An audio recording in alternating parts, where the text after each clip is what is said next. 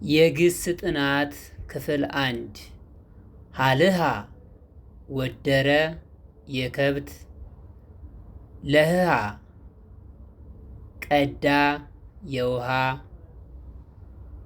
ላህልሃ ራሰ ለስሃ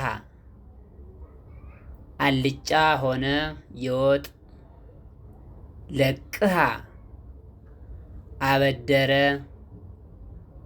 መክስት ወይም መግለጫ ቀተ ማለት የቀተለ ቤት ማለት ነው። ቀደ ማለት የቀደሰ ቤት። ተን ማለት የተንበለ ቤት። ባረ ማለት የባረከ ቤት።